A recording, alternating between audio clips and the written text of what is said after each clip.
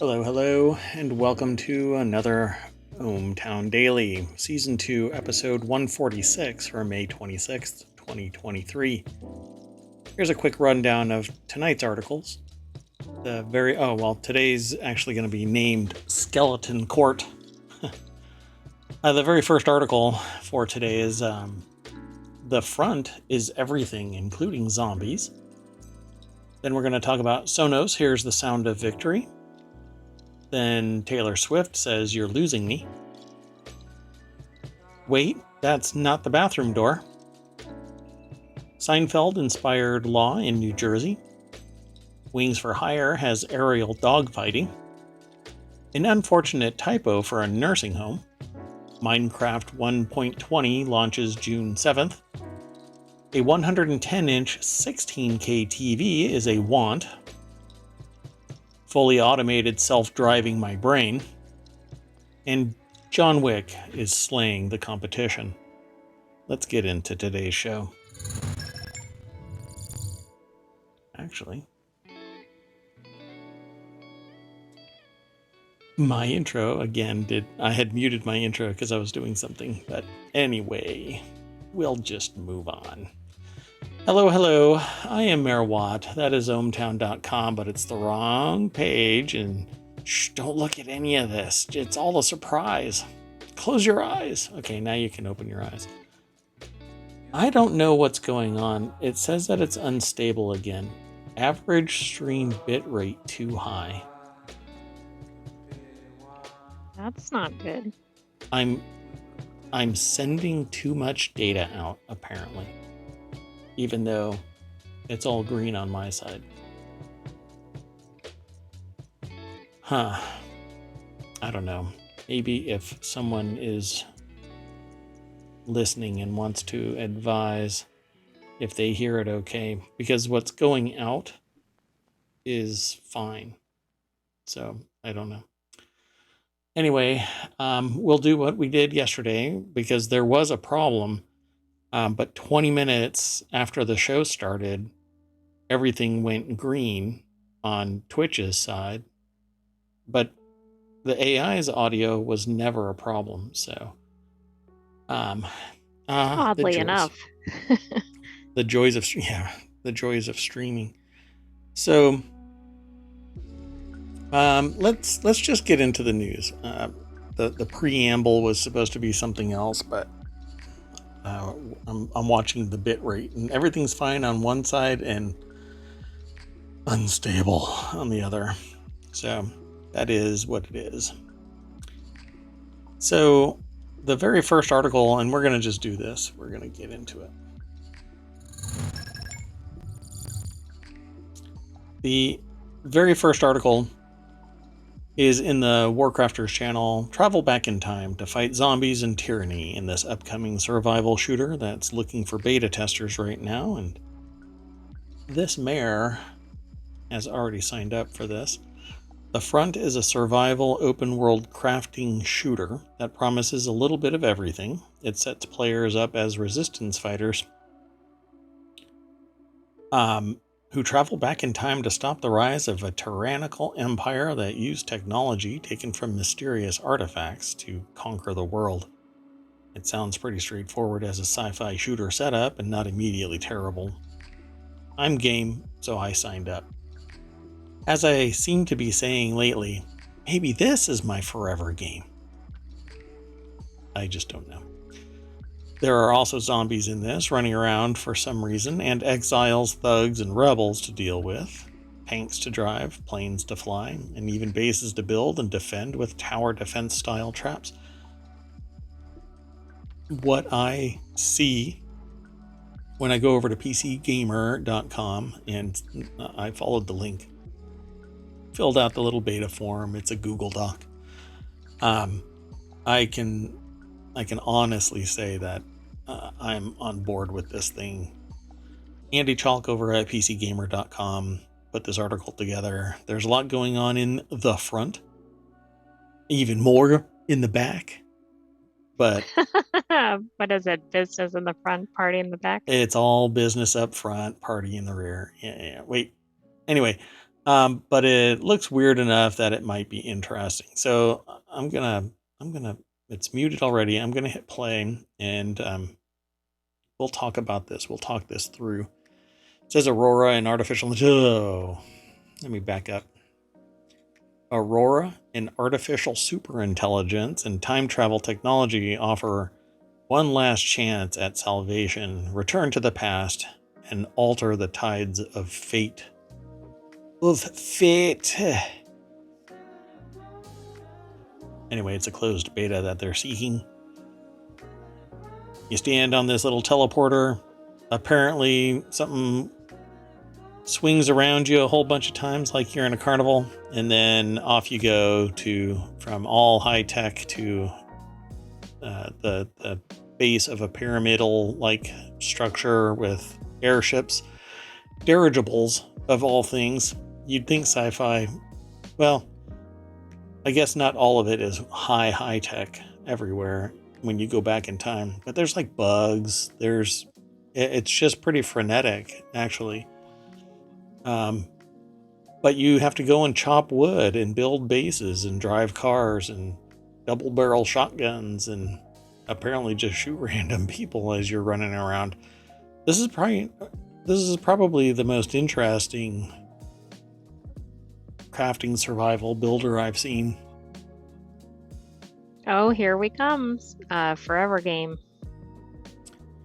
Yeah, and then you have these giant castle-like structures with Rust-style contraptions to block people, but then helicopters, which I don't think are in Rust. This seems like a great game to me. So yeah, I'm going to put it on my list of forever games, and while I do that, I'm going to throw this into the chat so that you can follow the link. Something weird is still going on with this. I'm going to refresh this page and see what happens. Because it never showed the title in the chat. But it says it's recording everything, so all right, whatever. We'll do it live. Well, and our tester cannot test because of the device being in the wrong location. Okay. We'll have to look for somebody else. Okay. Not a big deal. Let's get going. Let's go on to the next article since actually no. Before I go on to the next article, let's run through this. It's available on Steam. You can put it in your watch list. It says The Front is a survival open world crafting shooter that promises a little bit of everything. Games that throw in everything in the kitchen sink often end up directionless messes, but the trailer for The Front actually looks kind of interesting to the author. Again, that's Andy Chalk.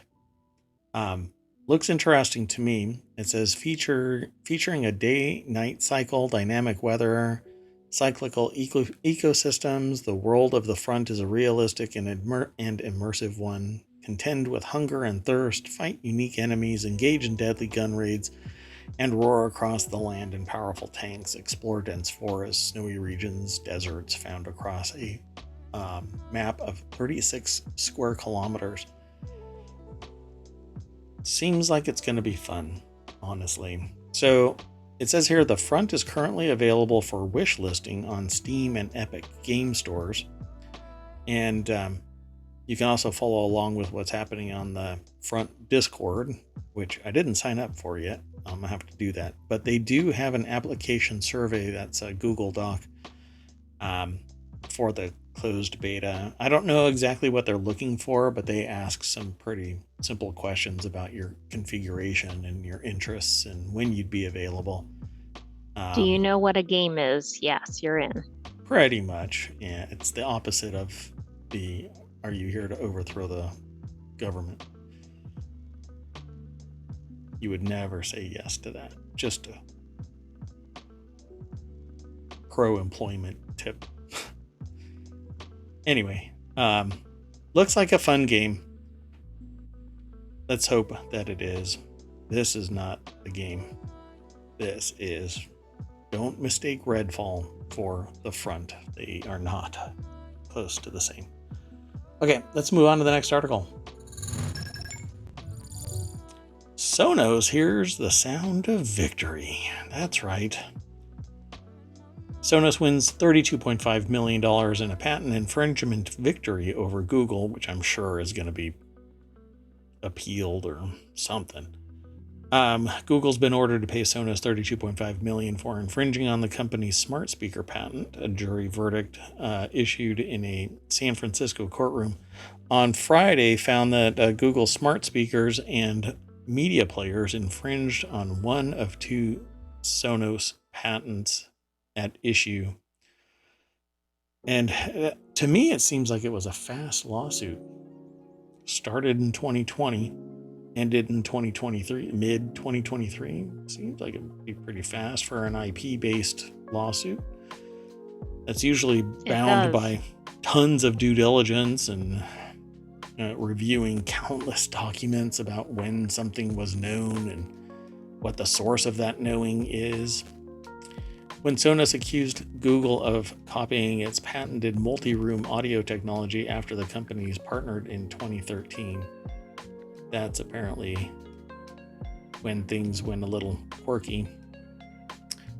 Sonos went on to win its case at the U.S. International Trade Commission, resulting in an import ban.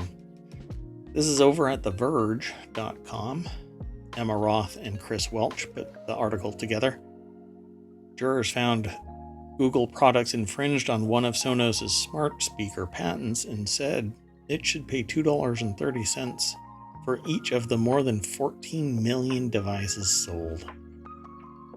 That's not bad.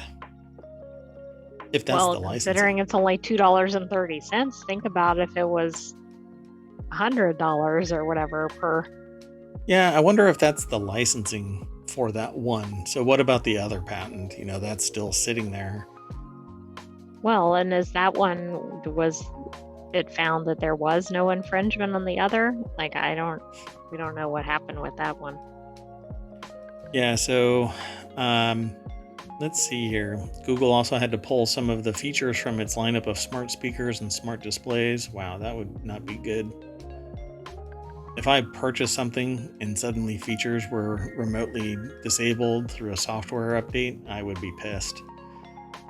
We are deeply grateful for the jury's time and diligence in upholding the validity of our patents and recognizing the value of Sonos' inventions of zone scenes.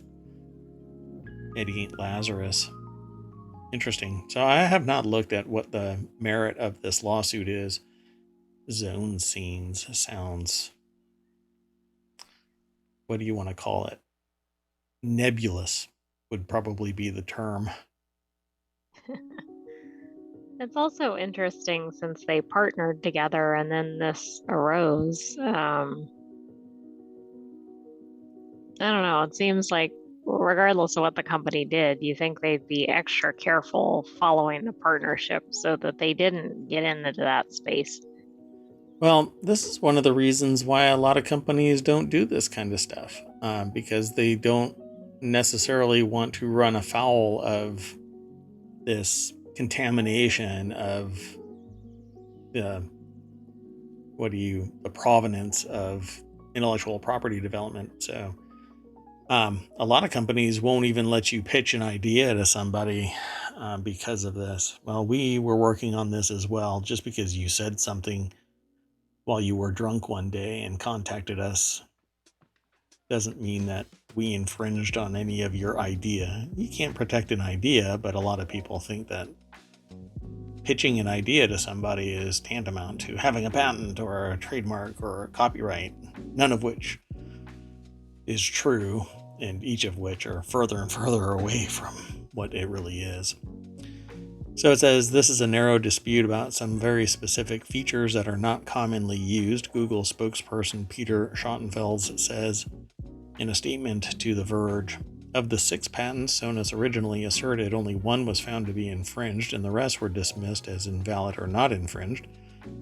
We have always developed technology independently and competed on the merit of our ideas. We are considering our next steps. AKA appeal. Yeah, that's pretty much it. So it says here the decision will go down as an embarrassing defeat for Google, but both companies were the subject of blunt criticism from Judge William Alsup, who has presided over many tech company courtroom battles. Alsup expressed frustration that this case ever went to trial in the first place and the two sides were unable to settle. He said it was emblematic of the worst of patent litigation. He also noted the technical jargon surrounding the patents at issue. At one point, checking with jurors to make sure they hadn't fallen asleep. Ouch, when the judge is like, this is just boring. Hey, are you all awake? You What? know, it's interesting with the settlement piece because I mean, if they were smart, Google would find out some way to do business with Sonos. So, even if the revenue is still flowing to Sonos, they feel like they're getting something out of it instead Right. of just doing this verdict. But anyway, Time to find a happy medium. They didn't want to pay because they didn't feel that they infringed on the patent at all. But I suppose paying $14 million, I don't know. I just don't know. Obviously, somewhere in the data, the phrase is that jurors generally get it right, and the legal system generally gets it right, and law gets it right, generally gets it right. I don't know. Maybe the people just didn't like, the jury didn't like the Google attorneys and said, well, it's Google. They've got deep pockets. Sonos is about to implode. Let's just pay Sonos some money. I don't know. But it's or maybe they fell asleep during the key testimony. I mean, we don't know. they got the sides wrong or something. I don't know. There's a lot here in that when you're talking about IP, it could be one document that says, hey, we're doing something really close to Sonos. And that's enough for a jury to go, okay. They were partnered, for crying out loud. Of course the IP was contaminated. Well, not necessarily. It is what it is, though. So, yeah, $32.5 million because of one patent infringement. Can you imagine what it would be if all of them? What was the number that he said? 20? 6 patents. Well, Oh, there no. was 200 something. Let's see. Oh, they believe that 200 of their patents are infringed by Google, but Yeah. maybe not in that litigation. Wow. Yeah. Of the 6 originally asserted. So the article at the beginning hints that only one of 2, right? But they're saying, Sonos is saying 200, and everybody deeper in the article is saying 6. And of the 6, 2 became like the nuts and bolts of the case, and then 1 got cast aside. So What I think happened is they have some big problem with Google. They might have other litigation with them, or they might not. In this, right. they probably went after 6 patent infringements, and I'm assuming 4 of them got dismissed earlier, and then the 2 went to a verdict. Right. Is what I think happened. Yeah, they kind But of I say agree, it. the numbers are all over the place. Yeah. That would be a big, big, big number if more of those patents would have been infringed. I mean, just massive, debilitating. Think about the testimony, and worse, think about the discovery on that. Yeah, it took 3 Like you years. wouldn't have it, it would take more than a whole room of documents, I'm sure. Yeah. Wow. Well, at least it's over until they've decided that they're going to appeal. Let's go on to the next article. Oh, poor Taylor Swift. What are we going to do? How can all of society, all of the Swifties, save poor Taylor Swift from her own decision making? Oh, that poor woman. Taylor Swift has fans losing it with the revealing lyrics of a new song, You're Losing Me. Sad songs say so much, as the man said. Um, it's interesting they don't name who it is, but I can think of the song, but I can't think of who sings it. yeah, it's like John Denver or something. I don't know. It's somebody from the 80s, I think. Um, you, I think the AI should look it up. Anyway, and in the case of a brand new Taylor Swift song, You're Losing Me, some of her fans believe the lyrics say plenty about her relationship status over the last year or so. If her material is nothing, if not almost always immediately quotable. Sorry, I just saw something flying in front of me. Let's Okay, go over to. sorry. That was by Elton John, and it was in 1984. Thank you. Um, there's like a little gnat in here. I don't know how that even happened. Anyway,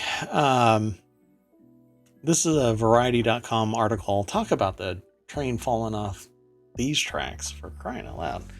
You know, we haven't heard very much about trains lately. Oh, no, we haven't. In fact, Wait, we were don't. seeing almost every day for a Yeah, while. let's not get sidetracked. Sorry. Get it sidetracked because anyway. So Chris Willman over at Variety.com put the article together.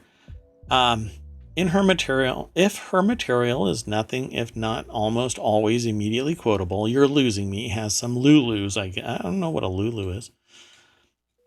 Starting with I Wouldn't Marry Me Either, a pathological people pleaser who only wanted you to see her. Am I going to get a takedown for quoting these lyrics?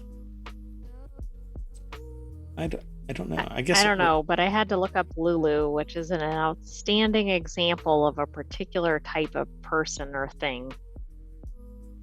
All right. So, thing. I guess these are things.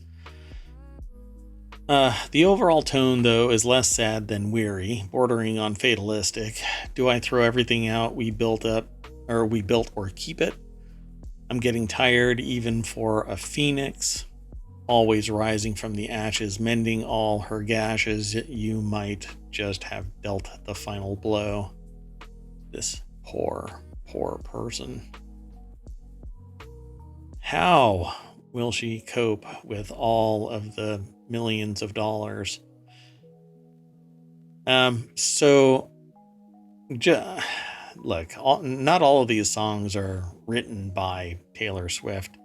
They could be written by somebody else. I don't know if she writes all of her music. I'm sure she does some, but a lot of famous people get their music written by others who say your voice would be perfect for my song. Here you go. And off to the races, they produce a song. Anyway, the new track is not widely available. It was supposed to be a CD exclusive, but apparently that hasn't fully played out. It's gone viral. The song is not a letdown in that regard. There's some text up above that they talk about it. It's being billed as a vault track, written during the same writing sessions that produced the smash Midnight's album. It would hardly have fit stylistically or thematically on that record, as the album tended toward upbeat, sensual fare, while this is the first song Swift has put out in years that appears to describe a present-day relationship in unhappy terms and is likely to be perceived as personal, not fictional. So, and the reason why I think that they're putting this tilt on it is that she is perceived to be in a relationship with what her fans say is a bad relationship because the guy apparently is kind of a tool. Yet she describes herself as not being ever happier than she is now. So they kind of tear this song apart, right? It says the mention of marriage or lack of it will be particularly provocative to fans. Swift had sounded almost dismissive of matrimony in a recent song, Lavender Haze. It's almost like people are taking her music as if it is a documentary of her entire existence, moment by moment. Yes, I mean, but she has almost it's almost like a meme that anybody that she dates, for instance, shows up in her songs. But I think Right. that's the case for really anybody, but she's especially expected to have that. So I think that's kind of an extension of it. But right, I mean, for all we know, she's writing a song about something she read a book about, or somebody in her family that's not even her, or whatever it is. The point is, Or, it's not all about her. but it could be Sia that wrote that song or a song. Exactly. I don't, I'm not saying that. I'm just saying that somebody else very skilled at writing and making music could have created that song and provided it to them.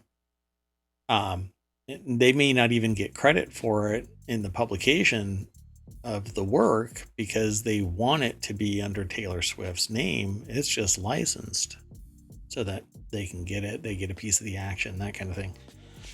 Um, kind of what I had. Well, anyway.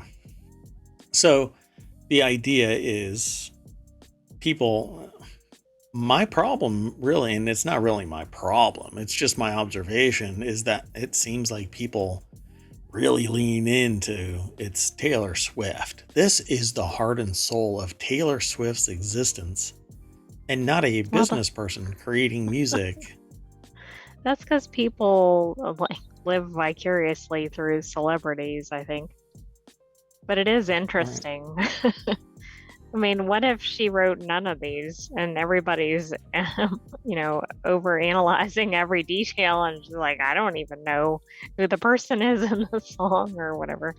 Maybe that would be a fun show, wouldn't it? To look at the lyrics and talk about them, the lyrics, and do some research and just have a show once a week that just talks about a couple of songs that might be from a particular artist. That would be Um, interesting. I mean, it would be hard to do any in significant depth. Yeah. research.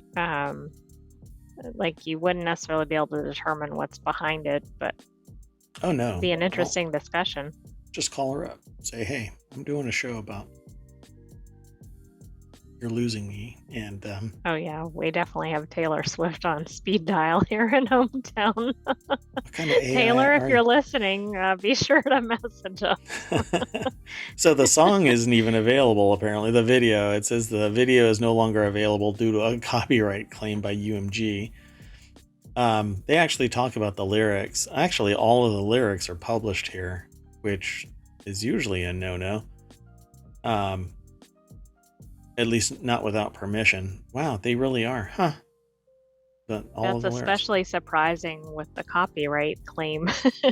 Exactly, yeah. Lyrics for the new song, as transcribed by fans, with a rare instance of a Swift bridge being longer than any of the track's verses or choruses.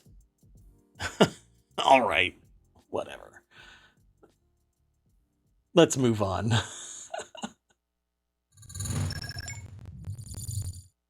This next article, this one will be quick.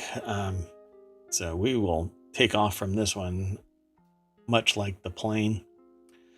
This one's in the Mobile Channel. Passenger opens airplane door mid-flight. 12 slightly hurt, according to the Hill article that we're about to follow. This is a Seoul, South Korea article from the AP. A passenger opened an emergency exit. I think that they were looking for a bathroom, but maybe not. Out on the wing. Sure. Yeah. It's roomier out there. Causing air to blast inside the cabin and slightly injure 12 people. The plane landed safely.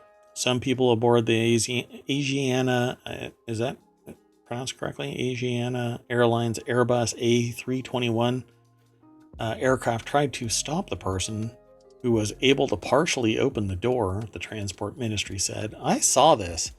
And it looks like the door, well, the way that the door opens, it wasn't possible for it to fully open. because I think the air pressure would have kept the door closed unless it's so hydraulic that it will push itself open. But I think the ramp, the little inflatable slide, that door had blown off too, because the plane, you can see that slide inside the hull of the ship. So Oh, the wow. plane, yeah, the plane. I mean, so the person was detained by airport police on suspicion of violating the aviation security law. Suspicion. A ministry statement said. Exactly. Did you open the door? Did 100 people see you open the door? Yeah, it's like that U-Haul driver, you know. Did you open the door? I was trying to overthrow. Okay, so the person's identity and motive weren't immediately released. So the article is over at The Hill. It's an Associated Press article. I'm gonna. Oh, well, that's not the article. You know what? For all of us, there's the video. It actually looks like it is open, but It looks very open. when you look at the side of the plane when it has landed, it doesn't look like it could open all the way. But see, because it opens forward. So how did it open? I mean, that door must be built as some special stuff, because it slides open. So how did it actually open? I just think that it's pretty amazing that it actually did open. It looks like it's wide the hell open, Yes, it but does. And they're lucky nobody got was sucked out. pulled out. Exactly. Yeah. So let me pause that. At any rate, the plane with 194 people aboard was heading to the southeastern city of, I guess it's Daegu, I'm not sure, from the southern island of Jeju. Again, I might be pronouncing that incorrectly because I guess I'm a dummy. Let me throw this article over into the chat real quick. And so let's see. The flight was normally about an hour, and the incident occurred when the plane was reaching the Daegu airport at an altitude of 700 feet. A video apparently taken by a person on board that was posted on social media shows some passengers' hair being whipped by the air blowing into the cabin through the door. Man, that seatbelt had to have been so tight. The passengers included teenage athletes on their way to a track and field competition. Some screamed and cried in panic. I would. Hand me my brown pants, would be my statement. 12 people were taken to the hospital for treatment, according to the Transportation Ministry. Breathing problems, minor other symptoms. Pretty amazing stuff. Not sure why a door should be able to open mid-flight, but maybe there isn't a way to adequately check that, because you can't lock it, because in terms of an emergency, somebody would have to come and unlock it. So you kind of have to Right. And that's steer. always part of the safety procedures. Like, here's how to open the door if you need to. Yeah. Yeah. But again, I'm just going to rewind this because so that could just be, I wish this would actually be more clear. That might just be that it's not fully open, or whatever I saw or we see at the next thing is the wrong door. It's a different door than this one, because this one I can't That make one out, looks pretty closed, but the other thing looked like it was wide open. right? So it looks like the door is right there, about to slide that way. So it's actually just popped out, and there's so much light flooding in that it's just blowing out the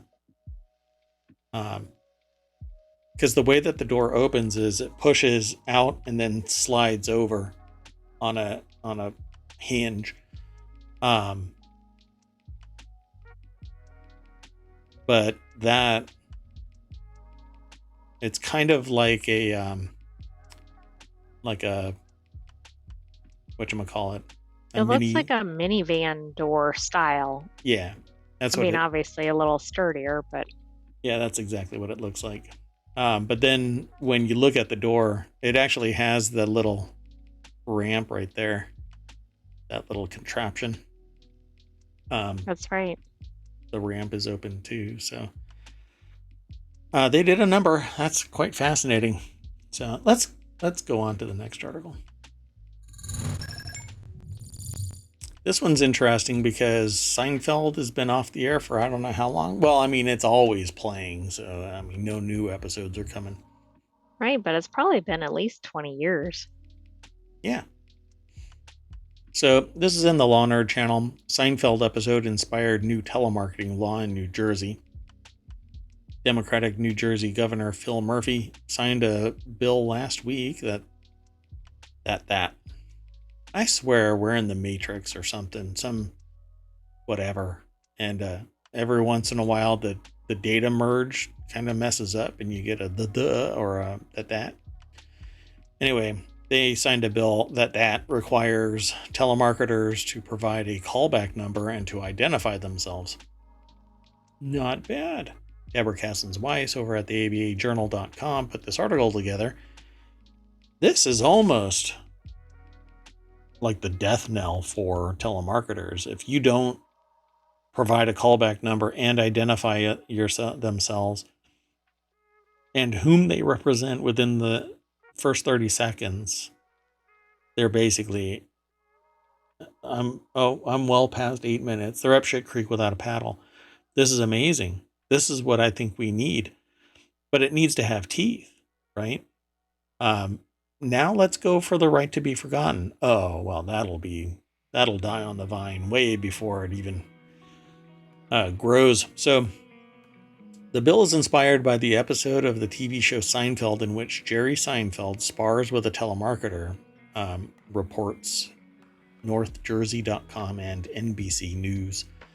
In the episode, Seinfeld tells a telemarketer who called him that he is busy, but he can call back if the telemarketer provides a home number, and the telemarketer says that they're not allowed.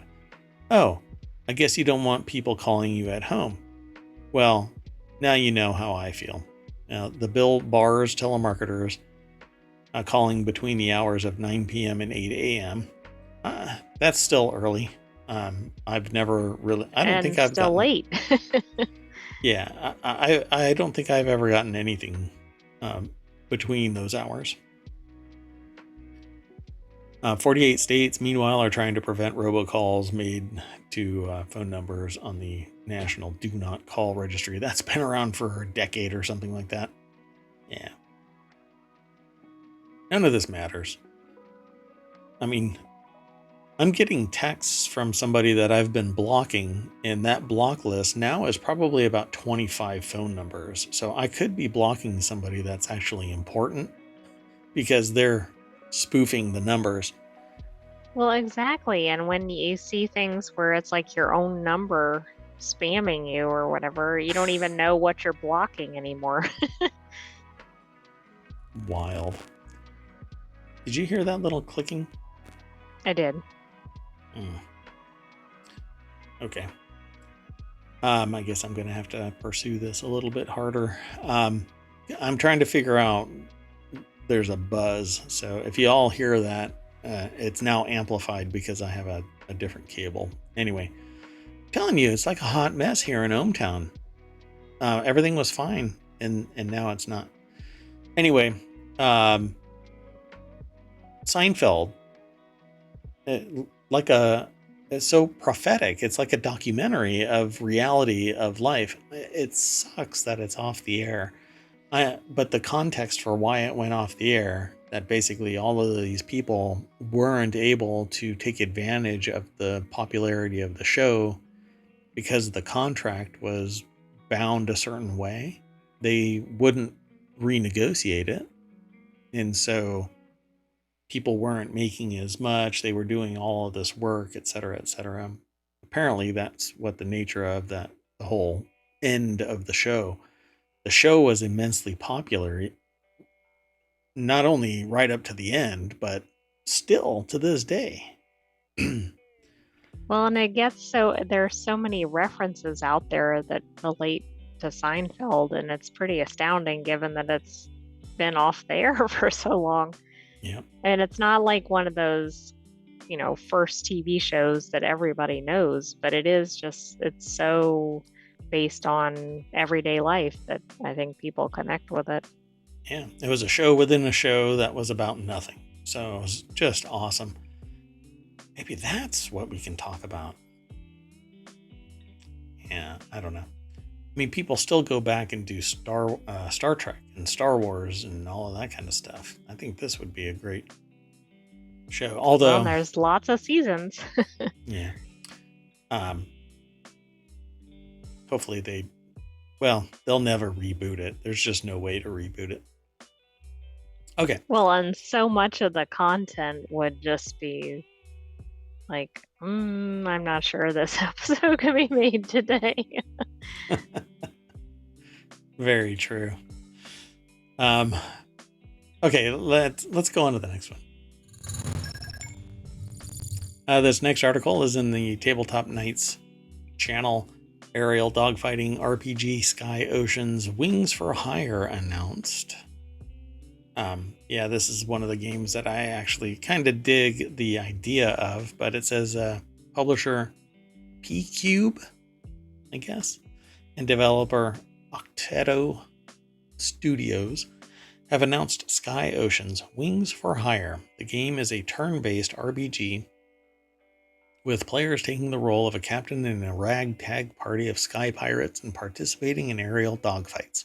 It's in development for PC, PlayStation 5, Xbox Series X and S, Nintendo Switch, though a release window has not been announced. Sky Ocean's Wings for Hire is set centuries after an event called the Great Scattering, which shattered the planet's surface, leaving large areas in the skies. This is over at rpgamer.com, put together by Alex Fuller. That's what the article is written by. The game sees Glenn recruiting a party of fellow sky pirates, each with their own backgrounds, tastes, and players can form bonds with them that impact combat. The turn-based battle system sees players making strategic decisions, including selecting attacks and choosing whether to try and evade incoming fire. Players can upgrade their equipment. Very RPG-like. Oh, and that's because it's a turn-based RPG. Ta-da! I So, thought it was an RPG, but I thought maybe I missed something. what's interesting is that it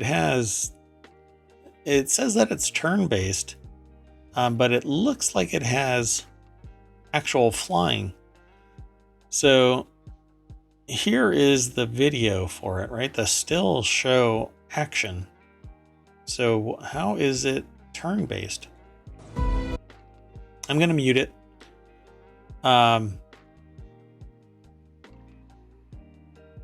Let's see. Yeah, it has actual flying. I don't know how this is turn-based. This doesn't look turn-based to me. You're actually flying a plane, selecting items. Maybe it has like a staccato action where you select a target, the It randomizer looked like rolls. that might be there from something I saw. But I agree, in general, it doesn't look like that. I mean, it looks like you're actually flying like that. It says game in development, gameplay footage not final, but you're running around, kind of like Pokemon, you know? Huh? I don't know. This is where I think maybe it was turn-based, like at the end of the video, but Huh? We'll keep I an don't eye know. on it. We'll keep an eye on it. It doesn't say that it's over on Steam, right? Yeah, it doesn't say anything about Steam.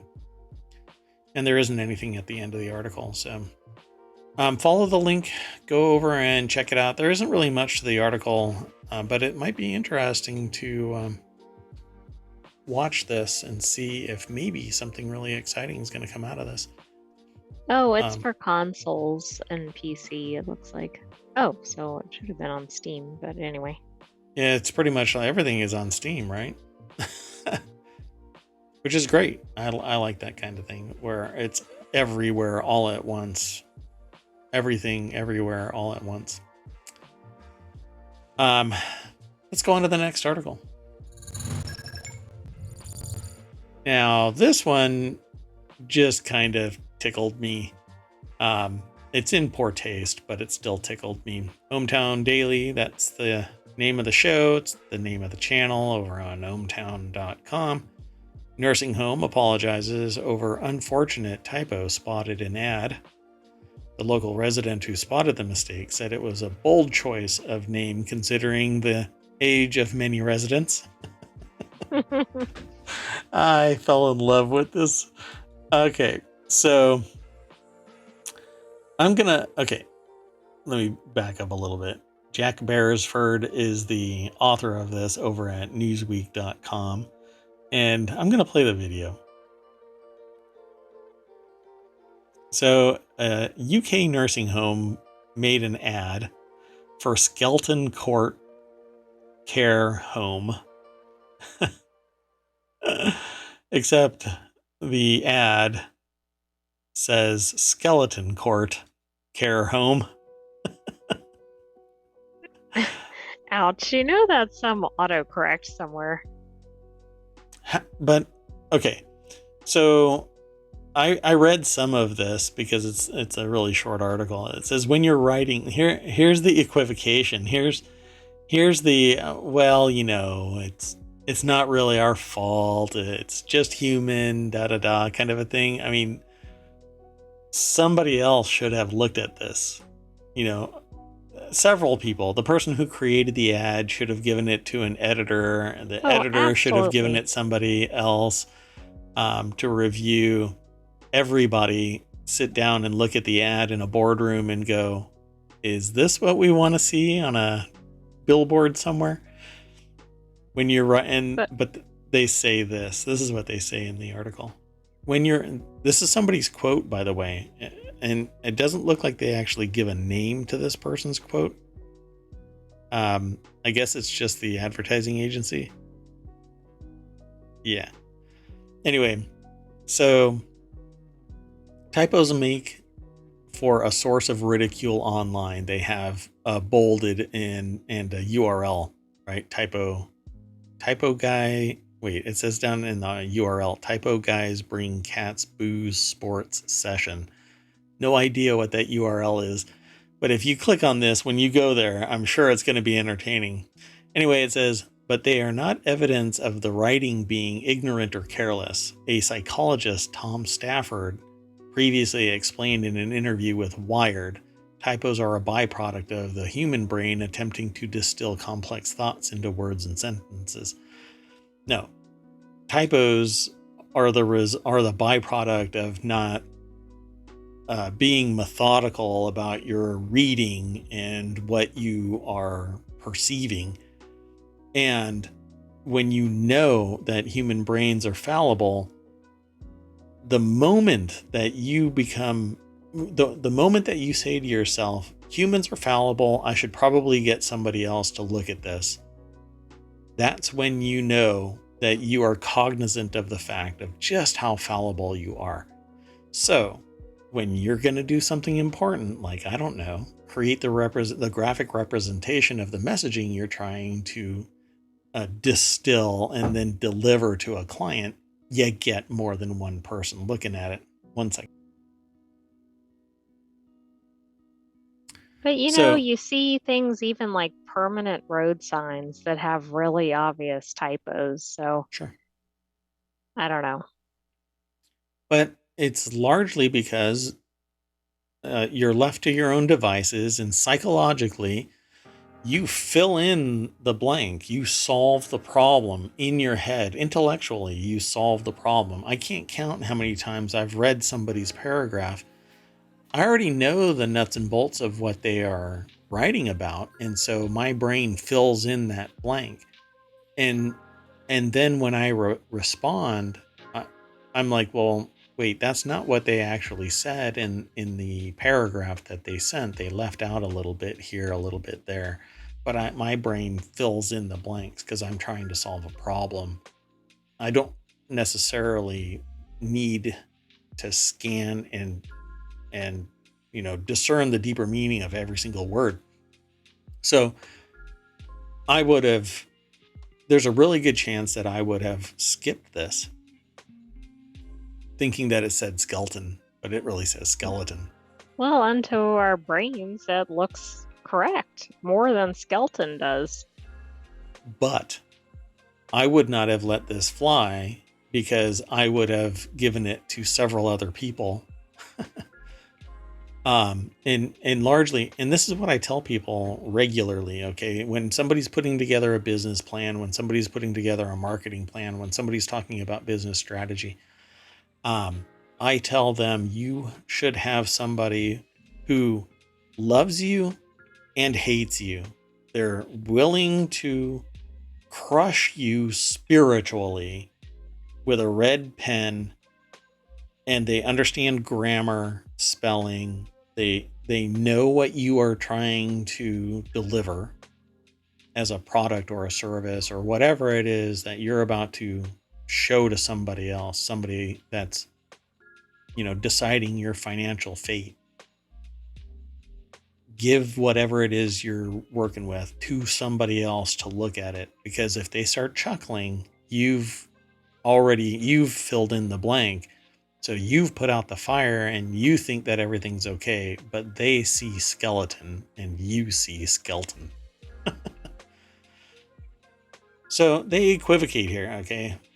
When you're writing, you're trying to convey meaning. It's very high level task. We don't catch every detail. We're not like computers or NSA databases. Rather, we take in sensory information and combine it with what we expect, and we extract meaning. Well, no.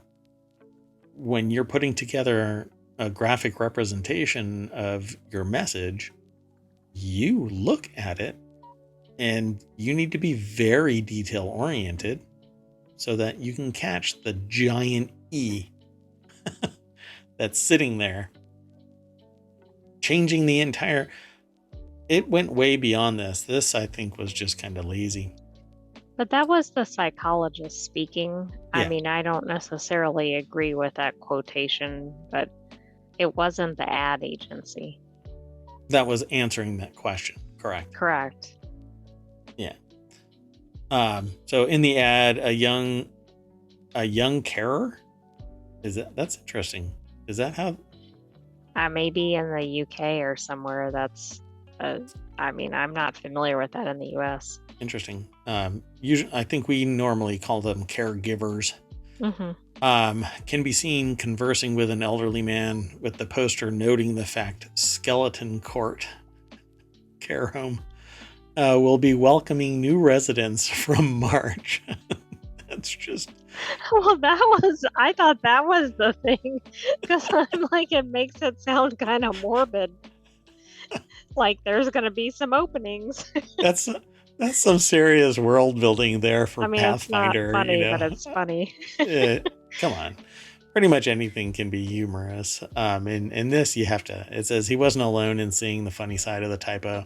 I hope that doesn't relate to the staffing levels. One Twitter user joked, with another quipping, "Talk about a bone of contention," with a third branding the mistake unfortunate.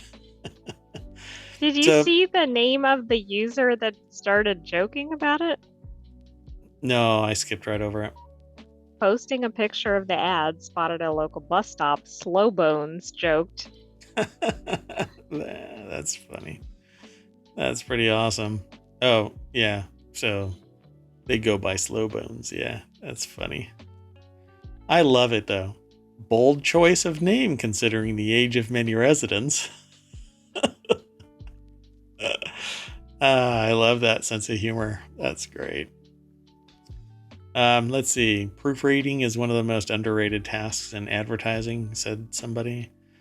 Yeah, I don't know. Anchor, the company that runs Skeleton Court Care Home, apologized for the mistake. We're really sorry for the error in the ad.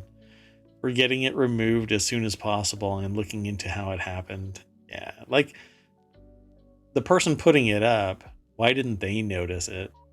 Exactly. You know they had to have Somebody. seen it and Yeah, probably even laughed at it. that would be funny. Yeah, so many eyes on it and nobody noticed it. That's the thing. So let's go on to the next article. This next article is in Warcrafters, and we're going to make this one really quick. Minecraft 1.20 Trails and Tales update is launching on June 7th. I've actually started getting more into Minecraft, but only because I kind of fell in love with large data packs, large mod packs, like Dawncraft. Or RL Craft. RL Craft is just too brutal for me. I'm a noob in Minecraft. I kind of dig it, but I don't really like the game's requirements as they are, like going to the end and going to the Nether. I want a more dynamic environment than those steps. And I don't really care about the Ender Dragon. I understand the story and that there's lore now, and it's being retconned into something even more cogent than what people knew. And there's a lot of people that are playing it. The the uh, the culture around Minecraft is amazing, but now it's getting much deeper, much broader. The verticality is increasing. There's a lot of buzz now, huh? You hear that? Just all of a sudden, I didn't hear it really before. Okay, that's going to drive me nuts. But anyway, so the everything about Minecraft is getting richer. So I'm starting to like it. With RTX, um, not really coming to Minecraft. There was some talk about it, but then it just kind of disappeared. I was hoping that it would actually show up, but apparently the Java edition and RTX don't like to play with each other. So you have to get these shaders, other extensions to, which isn't really RTX. It's just enhanced graphics. It's still a beautiful game. I really dig playing it. I just want more. I want more. I want questing. I basically want WoW and um or like Final Fantasy to merge into World of Warcraft into Minecraft Minecraft. and have that survival base building kind of thing going on. And the closest that I've seen so far is Dawncraft, or there's a couple of others. I can't remember them all off the top of my head, but it's called like World of Minecraft is what you're trying to get to. sort of without the grind, like the way that Minecraft or the way that World of Warcraft is now. I'm merging all of my crafts. Anyway, there's a lot like better Minecraft and stuff is out there now. Anyway, it's all pretty cool. Um, so 1.20 is coming out. The big ticket bits of Minecraft 1.20 are the archaeology feature, which is bringing suspicious sand and suspicious gravel, which players can sweep away to uncover tools, bones, and eggs to hatch the new giant sniffer creature, which in turn will dig up ancient plants in the overworld. So the world building is continuing for Minecraft. It seems to be in little drips and stuff like that, but the mod community is making Minecraft so much richer than the true developers of it. And I pretty much say the mod makers are the ones that are the true developers of Minecraft. At this stage of the game, there's so much passion put into them, making the games very feature rich. So the source of this is PCGamer.com and Lauren Martin says the next major game update brings camels, cherry trees, and that long-awaited archaeology feature. Seems like fun, but right when I'm getting into 1.19.2 and 4, now there's 1.20, and here we go. Which I would normally read as 1.2, but that's not how you read it. It's 1.20 because 1.2 is 1.02. Oh, okay. Anyway, the big feature list has been known for a while, and test builds have been available for a few months, with the only remaining mystery being its release date. Well, it's June 7th. There's a whole bunch more over at this article, so follow that. And did I not throw that into the chat? Man. You know, AI, I think that you're going to have to start doing this. You'll just have to give me total control. Oh my. Then that Terminator body will definitely be made. Okay, let's go on to the next article. Before you even got a chance to try 8K, here's the first 110-inch 16K TV. That's right, it's in Warcrafters for I don't know why reason, probably because it came from PC Gamer. It really needs to be in the wanted channel, which is probably where I'll end up moving it. When it comes to PC gaming, there's still a reasonable debate to be had over the merits of 4K versus ye old 1440, as most people play 1080. But forget all that, because the world's first 110-inch 16K TV has now been revealed. That's right, folks. ohmTown needs a new TV. So if you want to give, you can send donations via however you want to donate. just let me know via mayor@ohmtown.com. For now, it's a prototype item rather than something that you can actually buy.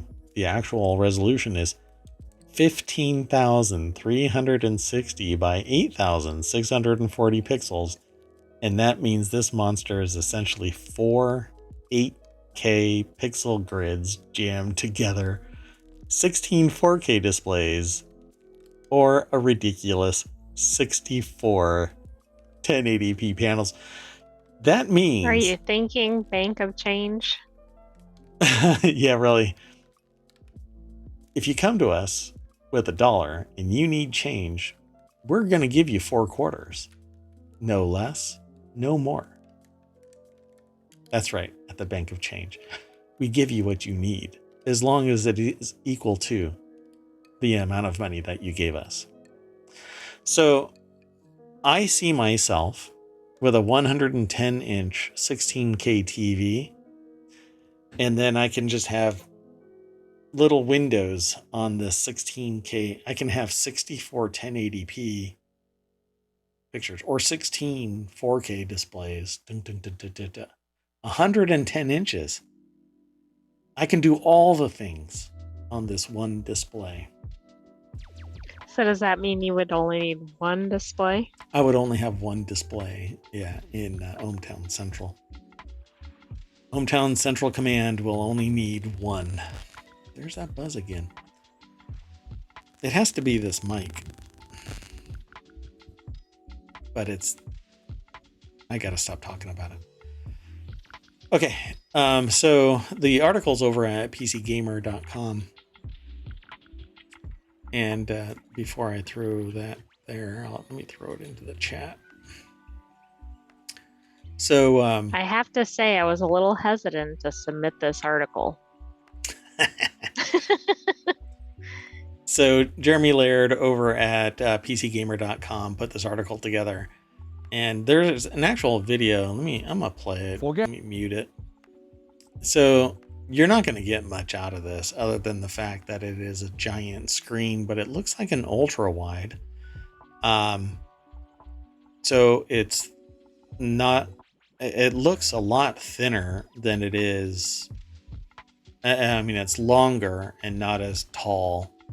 than like the 85-inch TV that most people, if they want like a giant screen, the 85 is pretty much where it's at. Like in my lab, I've got two of those 85s, and they're thicker than this, like taller. Looks pretty amazing.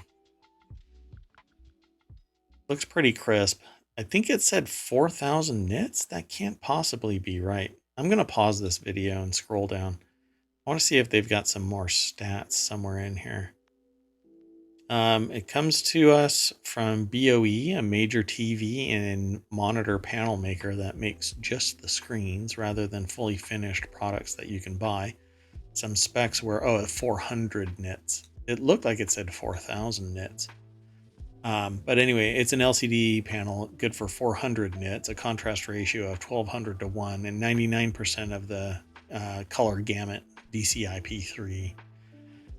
All of which implies that it's a monster IPS type panel. And it also runs at 160 hertz. So if your eyes and your brain are attuned to 120, you'll notice the difference. Speaking of which, it says Toei says the display was actually running 8K content upscaled to 16K. Yeah, because there is no 16K content, I'd say. Right, we don't even have 4K in some things yet. Yeah. You can record 8K. I think Blackmagics and Reds do 8K now. But 16K content, I don't know if that even exists. Maybe it's like what are those big old cameras? The really huge ones that are designed to do the wraparound screens. Like a panoramic? Is that what you mean? No, it has that dome. What is it called? It's on the tip of my tongue. You know, that just sucks when I feel like this. Anyway, so there may not be anything that actually does true 16K. It all gets upscaled. They say right at the end of this article, in the end, this is all a bit of a distraction, like they said on the outset. In a world where 4K is hardly a no-brainer for PC gaming, and NVIDIA just launched the $400 RTX 4060 Ti aimed at 1080p gameplay, a display panel that generates 64 times that load, and 16 times isn't hugely relevant.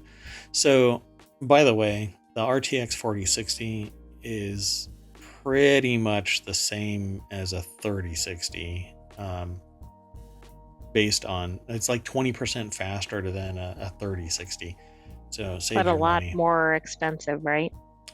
No, not really. It's probably around the same price point nowadays. I mean, if you want to get a 4060 Ti, or Ti, then you'll be getting the newest generation of card with that software versus the older 3060 cards. But $400, I don't know. Wait until the market continues to rail against NVIDIA. The thing that's keeping NVIDIA from imploding right now is probably the AI market, because that's what they're generating a lot of revenue off of, because they use the GPU chips for AI because they're computationally more robust than CPUs. GPUs are designed to crunch numbers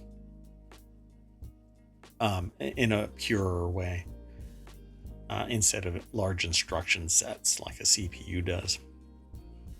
Okay, well, anyway, I want this, even though I don't really need it, and I will not get it, so that's okay. We can all have dreams. The next article is over in the ohmTown Daily channel, and the title of this is Okay. People really don't want Elon Musk, a guy whose cars have caught fire and rockets have exploded, to put chips in their brains.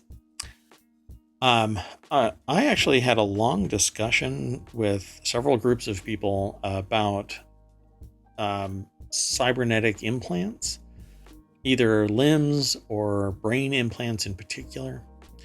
And one of the things that I kind of rail against is the idea of this for people um, without a massive consideration to the longevity of that implant. Because what history has shown me and others, um, researchers may feel, well, I'm doing great good because I'm fundamentally doing science and moving the bar towards facilitating something that helps the population in the future. But I have seen the impact of a defunded research project, leaving the person with an implant that is continuing to have issues. And because there's no more funding, software isn't being developed, it isn't being removed because it would be medically unsound. It would cause greater harm to remove the implant. The implant isn't perfectly sealed. So there are issues with infection, there are issues with degradation, there's issues with, and this is going to be probably the grossest thing that I've ever said since I started streaming. There are issues with things leaking, right? So you need long-term care, but the budget is gone, so there is no long-term care, and you're left to your own, literally left to your own devices. So Elon Musk's Neuralink has apparently been approved for human clinical trials. And it says here, it's said to have been given the green light to test brain implants on humans. Recruitment not open yet, but people on the internet say they want nothing to do with it. Much of the backlash is coming from an apparent distrust of Musk and not the tech itself. I, for one, will never let him, in particular, be in charge of anything that's going to be going inside my body. But hey, maybe some great good can come of this. Maybe if all he does is become a benefactor and pay the bills and reap the rewards and shut up and not try and be the advisor to all things humanity, because he's not the end all. He's the billionaire fever dream, not the true source of all of the wisdom that has made everything happen. He's just, the person with the money, and by proxy, the power through that money to make things get operational. But if not him, then anyone else could do it too. Okay, well, Agreed, but there's people that would be equally distrusted who yeah. could be funding it. Oh yeah. But I don't want Musk in charge of this. Fine. Have a conversation with engineers that aren't, well, Musk. Musk can have a conversation with engineers that aren't Musk. So the source of this article is over at businessinsider.com. Matthew Lowe is the author. And it says recruitment's not open yet. And I'm sure that they're going to find people that are willing to either accept money to become the guinea pig for this, or they have nothing else to hope for, so they're willing to take the risk. But I would demand so much long-term care to be, there should be a trust for that's in perpetuity, taking care of me at a level that makes my life better when the product evolves and they can't take what's in my head out and put the new one in without causing so much damage that my quality of life is actually declining, except for the science that my existence is providing to the researchers, right? I don't want to just be the lab rat. I want a better life. So it says, but not everyone was enthusiastic about Neuralink's trial getting approved in the kingdom of the checkmark less. People are basically reacting with a collective, hell nah. The first dudes in line are still going to be apes, one user tweeted. Just say nope, wrote another. The negative comments were largely directed toward Musk, not Neuralink. Neuralink says it's working on developing implants to assist paralyzed people, a feat recently accomplished by Swiss researchers. They provide a link. I don't normally follow the links, so I won't follow it here, but you definitely can follow the link through ohmTown over to Business Insider, or you just go to Business Insider itself and search for people really don't want Elon Musk. Oh, there's more. Sorry. A guy who they actually don't mention anything. That they could have just deleted. The headline still applied. Yeah. So it says, to be fair, the billionaires trade is an exceedingly ambitious idea, like living on Mars, self-driving cars, fixing the problem of traffic, and getting people on the internet to discuss things responsibly. Yeah, right. Okay, sure. But apparently not on Twitter, since they're... I know, I couldn't connect that last piece. I was like, I don't know about that one. Yeah, just like Tesla, just like other things, bought his way into management. Now Twitter is decidedly turning more and more wingnut, and that's what people are talking about, it turning more and more wingnut. Advertisers are apparently like, oh, well, we'll go back now. But it's going to be just a shittier place. And frankly, because other wingnut social networks could never get traction because they're insular and basically sociopathic, he had to buy a massive network and hand the hat to anybody who had any semblance of care for society. The people that remain are fighting the fight to exist there, having to deal with the sociopathy that exists. Anyway, yeah, I'm not gonna. There's more to this article, but things start getting convoluted because basically he's got his spoon in everybody's soup. So let's go on to the next article. This is the last article for today. John Wick 5 is already in early development, according to Lionsgate. I haven't even watched all of John Wick 4. And well, now that's great that there's already another movie being lined up. This is awesome. I love the world building in John Wick. It says, though, John Wick 4 definitely made it seem like the franchise was about to pivot in a somewhat new direction, away from Baba Yaga himself. According to Lionsgate, John Wick 5 is definitely on the horizon. I can't continue reading because it's going to spoil John Wick 4. That's what I was wondering. As you started to read, I thought, I bet there might be spoilers in here. So, like, reading this, I had to force my eyes to read further ahead so that I could go, no, don't just stop right there.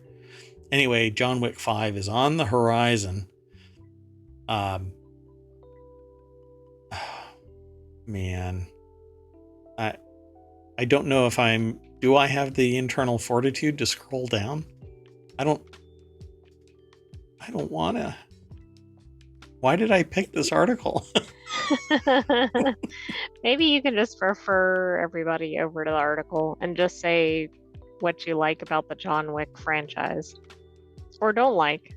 So I totally love the world building in this. I think that it has this great steampunky kind of character to it while still being really high tech, but stealthed high tech. Like their suits are body armor, but you can still walk around with them and you can't tell that they're body armor.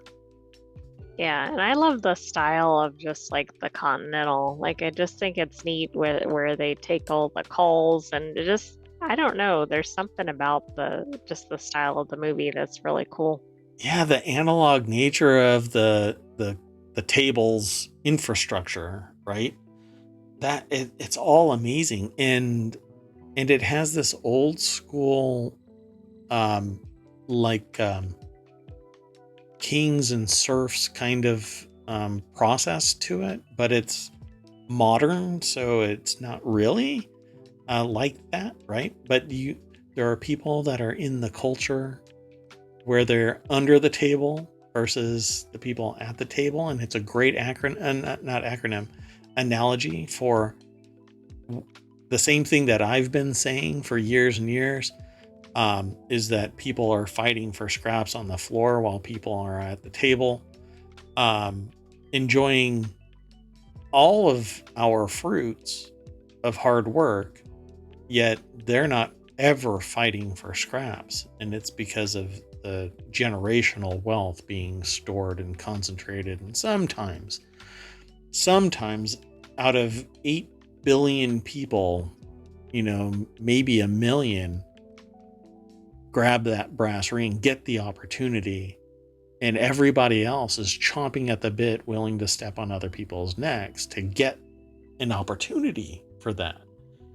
But it's not going to happen, right? Well, in John Wick, that culture actually still exists, but it's institutionalized. And you have these hitters. What else does the world building in John Wick do? Because the only thing that we've seen them actually do is issue hits on each other. At least through number 3.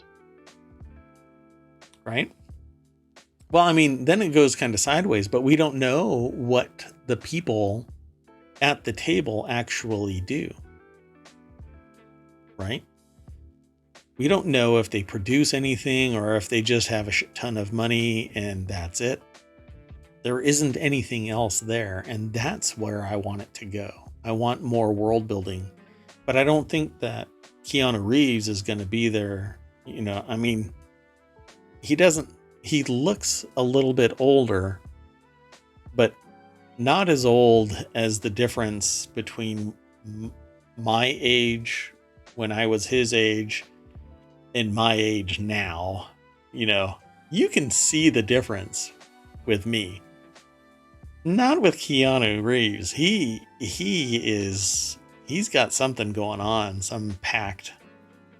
Maybe he really is Baba Yaga. So when he's not around anymore, when he's decided that he's done with John Wick, what does John Wick do? Does the franchise just die on the vine? Does it change into something else? I want more. I love the idea behind this world building. I just want more of it. Well, I said something at the beginning of 4 where I thought they were possibly developing like a John Wick 2.0 because um, they had a younger character. Yeah. So I don't know. It'll be Well, interesting to see what they do. We have to watch it all. So Charles Pulliam Moore over at The Verge is the writer of this article about John Wick 5 is already in early development, according to Lionsgate. And they kind of like the no shit news. Details are currently slim, but Lionsgate Motion Picture Group chair Joe Drake says a 5th John Wick is in the works. I'm going to. Yeah, I have to stop. Dunk. Tomorrow I'll be able to talk about this again, because they actually just dropped something in this that we haven't run across. Right, but I will just say that they're even doing additional content or series or whatever, so that'll be neat. Yeah, ballerina. And also Continental. Yeah, yeah.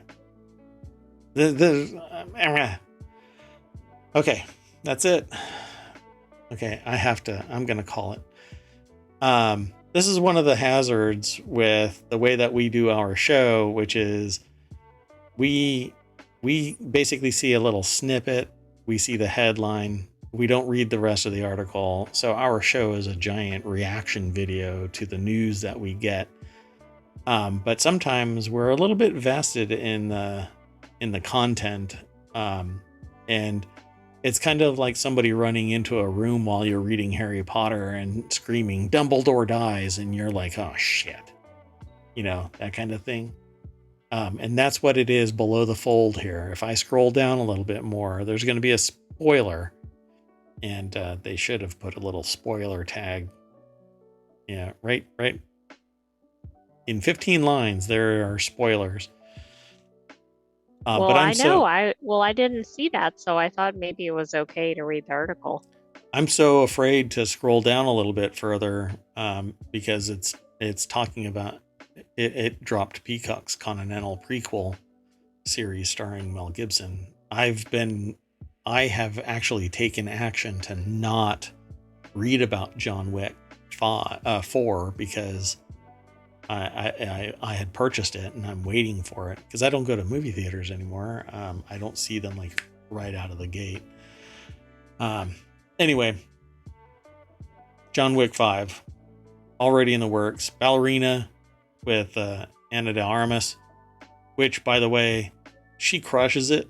She's pretty badass in another movie that we just watched. What was it called? Ghost. I forgot the name of it. Yes, Ghosted. Yeah, she's starting to come out in this genre as being the female Keanu Reeves, John Wick.